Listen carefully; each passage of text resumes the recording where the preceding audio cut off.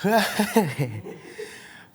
teman-teman, kembali lagi di Cinepod bersama gua Dilan. Kali ini kita akan membahas beberapa film. Satu dong deh, satu film yang lagi booming banget di Indonesia. Karena apa? Karena sang sutradaranya bilang kalau misalnya dia dia terinspirasi dari film Indonesia action kita yang sudah terkenal kemana-mana, yaitu The Raid.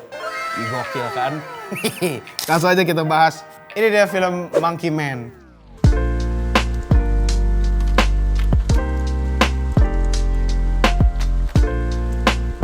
Oke, Monkey Man ini adalah sebuah film debutnya sang aktor dari India sebagai sutradara, tapi dia di film ini ya. Tapi sebagai pemeran utama juga yang bernama Dev Patel ya. Jadi cerita dari film itu adalah dimulai dari seorang pemuda yang membuat campaign balas dendam ya teman-teman. Nah, karena ibunya dibunuh oleh seseorang yang memiliki power lah di kota itu ya. Jadi seorang koruptor, bisa dibilang seorang koruptor yang terus-menerus menyusahkan kaum-kaum miskin yang tidak punya power sama sekali ya, secara sistematis. Jadi udah ngebunuh ibunya, udah menyusahkan semua warga-warganya. Jadi bener-bener nggak ada bagusnya deh ini orang ya. Nah, mungkin lo udah pernah mendengar soal permasalahan-permasalahan seperti ini ya di dalam film-film ya teman-teman ya. Dan kita juga udah tahu nih teman-teman kalau misalnya film-film seperti ini itu memiliki premis yang simpel sekali, tapi sesuai gimana packagingnya. Kalau packagingnya biasa aja ya akan menjadi film yang ya biasa aja. Kalau misalnya packagingnya bagus akan menjadi film bagus dengan premis yang simpel sekali. Kalian juga mungkin sudah pernah baca-baca juga apa saja yang dialami oleh Dev Patel selama memproduksi film ini. Seperti dia terkena infeksi, terus dia mematahkan tulang jempolnya, jempol kakinya. Pokoknya banyak banget lah hal-hal yang dia alami selama dia memproduksi film ini teman-teman. Jadi sudah terlihat sekali ya, perjuangan itu sudah berat sekali dalam pembuatan film ini. Dan pas lo tonton film ini lo bakal lihat seperti dia benar-benar dipukulin sampai dia babak belur teman-teman. Jadi kayak entah koreografinya yang bagus banget atau emang dia benar-benar dipukulin gitu, gue nggak paham tuh ya.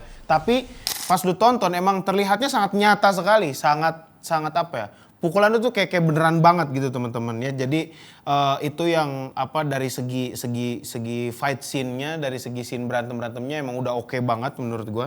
Pokoknya mereka benar-benar berhasil menurut gue ya untuk membuat film ini menjadi terlihat sangat kejam, sangat brutal, kotor gitu ya. Pokoknya nampol banget deh filmnya ya.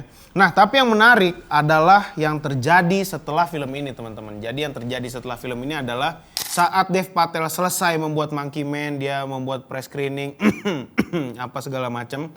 Tiba-tiba Netflix ingin membeli lisensinya gitu, ingin membeli film ini. Lo masukinlah ke streaming gua gitu ya. Akhirnya saat Netflix masuk, tiba-tiba Jordan Peele ini adalah seorang konten kreator, dia juga aktor, dan dia juga seorang director yang lagi naik-naiknya nih teman-teman. Karena film yang dia buat baru sedikit, tapi itu naik-naik semua tuh film-filmnya. Nah, Jordan Peele bilang ke Dev Patel kalau misalnya film ini tuh patut untuk dijadikan film layar lebar. Jadi, ini nggak bagus nih kalau masuk ke streaming doang, ke OTT doang nggak bagus nih. Langsung aja kita bawa ke layar lebar. Siapa yang tidak ingin ya filmnya dibikin ke layar lebar? Tentu saja Dev Patel menerima tawaran dari Jordan Peele gitu ya. Oh mau bang, gue mau parah. Akhirnya dibawalah dia ke layar lebar.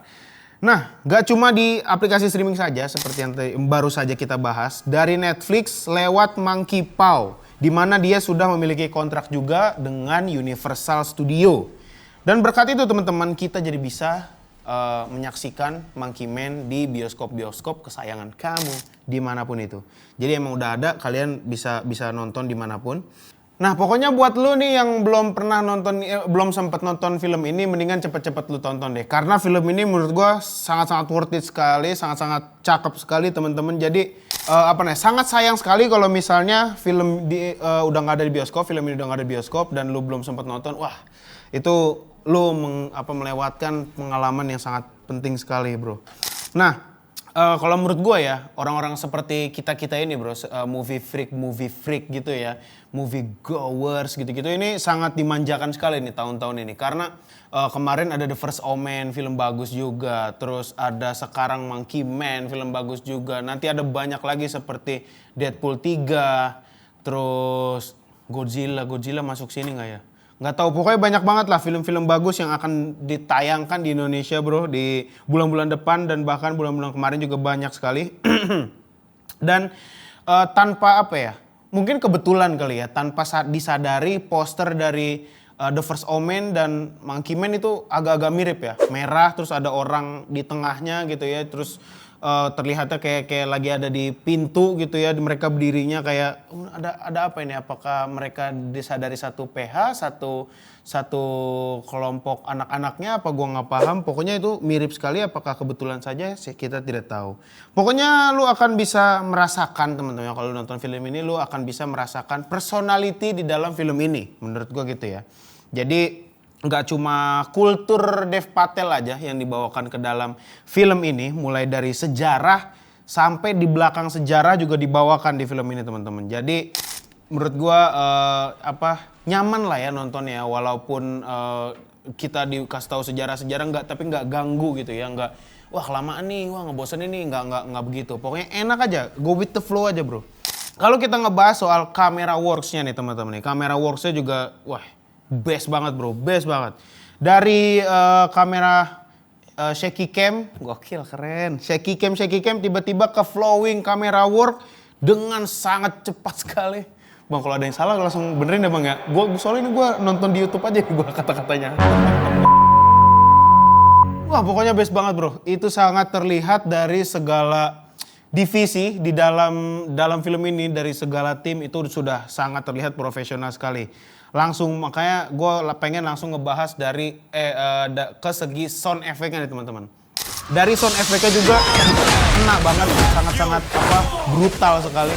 Brutal. Jadi kayak kedengerannya kayak nggak asli gitu ya. Kayak masa patah tulang suaranya gitu sih, kayak gitu-gitu. Kayak masa orang ditonjok suaranya gitu sih. Tapi ini membuat film ini makin nampol teman-teman. Jadi kalau sound effect yang lebay gue pikir akan terasa lebay dan ganggu. Tapi ini ternyata tidak teman-teman. Ini malah kelihatan, wah gila loh, wah gitu-gitu. Malah jadi lebih seru aja nontonnya. Nah pokoknya mantep banget deh. Lu kalau misal lu penasaran seperti apa yang barusan gue bahas, lu mendingan cepet-cepet nonton aja ya. Nah kalau misalnya kita balik lagi ke alur cerita dari Monkey Man. Ini yang tadi gue bilang ya, itu adalah seorang anak muda yang membuat campaign untuk membalas dendam kepada para koruptor. Nah ini sebenarnya cerita underdog lah ya, cerita underdog dari seorang pemuda yang tadi tuh yang kehilangan ibunya dan dia bertumbuh dewasa dengan pengalaman-pengalaman yang sangat tidak enak teman-teman. Pengalaman-pengalaman kecil yang sangat-sangat pahit. Dia rela bertarung di atas ring tapi di pertandingan ilegal gitu ya, yang di underground, terus di gedung-gedung kosong gitu-gitu ya. Dia rela berantem di sebuah ring demi memenuhi kebutuhan dia sehari-hari dan kebutuhan orang-orang sekitarnya gitu teman-teman. Jadi dari yang dia kalah terus nih pas dia berantem sampai yang dia pelan-pelan merangkak ke ranking nomor 1 di tempat itu. Jadi dia ke tempat-tempat sampai dia gue ranking di sini nih, gue jagoan di sini, pokoknya gitu ya. Dia membuat kerajaannya dia di setiap tempat gitu teman-teman. Sampai akhirnya saat dia pindah-pindah tempat ring berantemnya, dia menemukan orang yang pelaku pembunuhan dari ibunya itu teman-teman. Jadi di situ dia kesel kan, wah ternyata dia pembunuh ibuku gitu-gitu. Akhirnya, nah dari sinilah intensitas dari film ini mulai terbangun sedikit demi sedikit teman-teman. Jadi pas awal-awal sebelum scene ini diperlihatkan ke kita kayak berantem-berantemnya cuman thriller aja, tapi intensitasnya itu mulai menebal saat di sini teman-teman. Gak cuma dari belakang kamera, dari depan kamera Dev Patel juga emang udah nggak bisa diragukan ya, karena kita tahu Dev Patel ini adalah salah satu aktor yang memiliki peranan, selalu mendapatkan peranan penting di setiap film-film besar. Pokoknya banyak lah ya film-film Dev Patel yang memiliki peran, Slumdog Millionaire. Nah itu kan dia dapat menjadi pemeran utama dengan peranan dan emosionalnya dan aktingnya yang sangat penting di dalam film itu ya. Jadi kebanyakan dia mendapatkan peran-peran yang menjadi jiwa dan tulang dari film itu, teman-teman. Nah, tapi teman-teman, film ini Monkey Man menurut gue salah satu performance terbaik dari Dev Patel. Dari secara emosionalnya, dari secara fisikalnya. Menurut gue yang paling terbaik ini adalah Monkey Man. Karena gue belum pernah melihat Dev Patel melakukan action sebesar ini, sekeren ini, serapih ini, dan outputnya bagus sekali. Packagingnya mantap sekali. Tidak membuat para penonton nggak cocok ya Dev Patel kayak gini, kayak tidak memunculkan perasaan seperti itu, teman-teman. Jadi nyaman-nyaman aja saat ditonton, seru-seru aja. Tapi itu balik lagi ya teman-teman ya, ke opini masing-masing. Kalau menurut gua Dev Patel itu cocok saat memerankan film action dan berantem violent seperti ini. Jadi kalau menurut kalian wah kurang cocok nih, ya boleh kalian tulis di kolom komentar dan kita balas-balasan lewat komentar, bro. Jadi buat lo yang belum nonton, mending lo nonton nonton YouTube ini dulu baru nonton film itu. Jadi kita bisa bahas-bahas di kolom komentar. Nah itu kalau misalnya dari segi fight scene-nya atau dari segi action thriller ya teman-teman ya. Dari segi emosionalnya juga dapat banget ya. Kayak banyak scene-scene di mana dia harus menjadi orang yang yang emosional, kayak nahan sedih, nahan nangis, atau dia kesakitan tapi dia harus kayak berjuang gitu-gitu ya tuh. Dia tuh bisa gitu menjalankannya. Jadi kayak si Dev Patel sendiri aja udah bisa menghidupi film ini sebenarnya. Tapi tetap aja semua elemen dan semua karakter-karakter yang ada dalam film ini emang penting sekali ya. Jadi kalau misalnya kita lihat dari dalam film ini soal si Dev Patel, emosional tuh emang dapat banget. Emosional dapat banget dari dramatisirnya, terus dari saat dia menjalankan masa-masa pahit di dalam hidupnya itu kena banget teman-teman. Jadi ada drama-drama di sini, tapi tidak membuat film ini menjadi ganggu gitu ya, tidak lebay jadinya. Jadi cara penyelesaiannya itu emang bagus sekali dari Dev Patel ya, directingnya bagus sekali.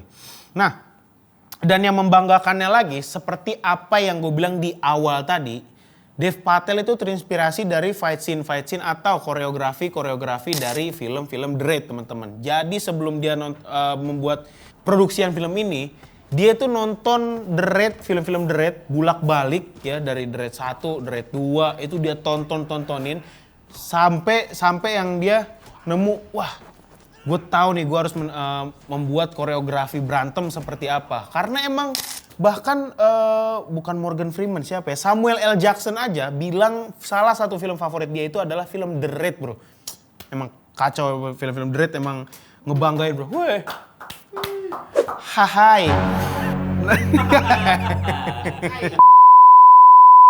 Nah, selain dari koreografinya, dari pengambilan gambarnya, atau yang tadi kita bahas, camera works dari film-film The Raid itu emang wah, canggih, bro. Emang bagus banget, emang patut untuk dipelajari dan patut untuk ditiru malah ya.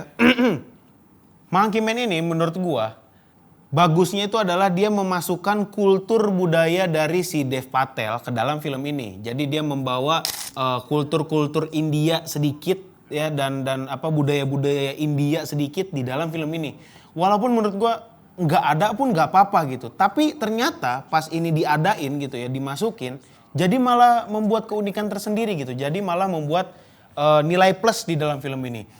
Pokoknya lu tonton aja deh Monkey Man kalau emang lu belum pernah nonton gitu ya. Lu belum sempet nonton Monkey Man.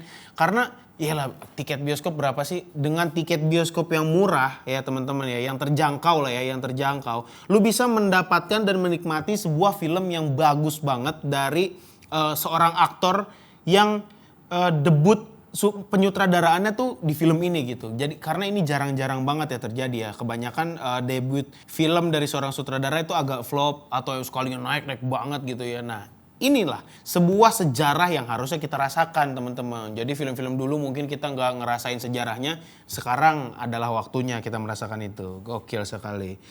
Dan mungkin gue belum terlalu menebalkan dari segi editingnya teman-teman. Dari segi editingnya juga gila banget menurut gue. Gue nggak tahu apakah dia menggunakan CGI atau menggunakan apa tuh namanya, gue lupa tuh yang dipakai sama Christopher Nolan. Karena darah yang ada dalamnya kayak misalkan dipukul, terus darah muncrat. Oh itu kayak real banget bro. Kayak bener-bener orang dipukulin sampai babak belur. Gimana sih kayak ada ini apa maling ditangkep gitu terus dipukulin darahnya muncrat gitu. Ya bener-bener mirip sekali bro. Bener-bener realistis ya itu dia bahasanya. Bener-bener realistis banget. Dari segi suara enggak ya. Suara udah terlalu lebay banget tapi untungnya tidak ganggu.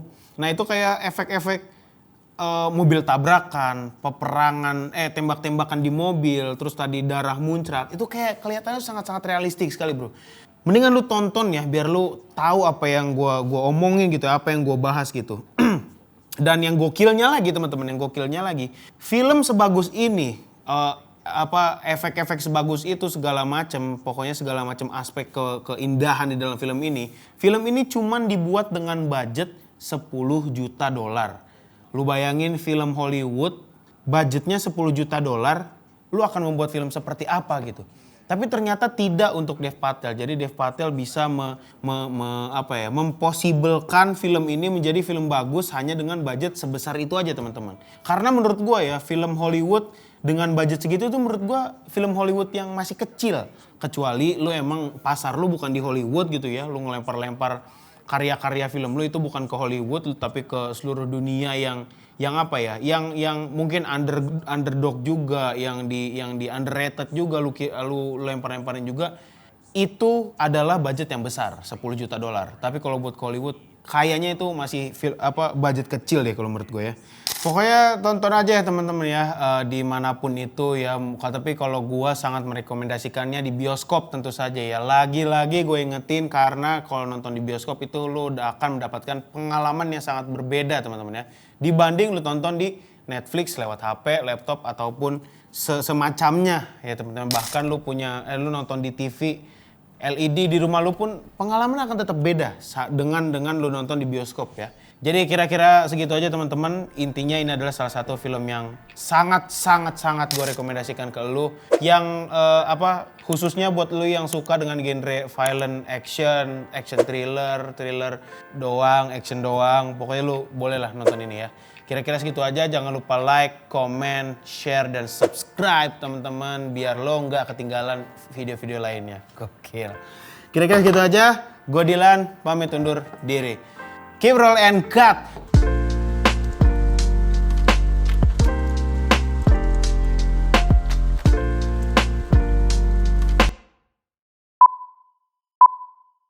Tapi balik lagi ya teman-teman ya. Kembali. Ini Bang Mario ngetawain lu, gue jadi ketawa juga Bang. Serasa kita nonton film John Wick modern bro. Gila. Fogging, gue ngomongnya fogging. Flowing Bang. Udah Bang. Oh udah.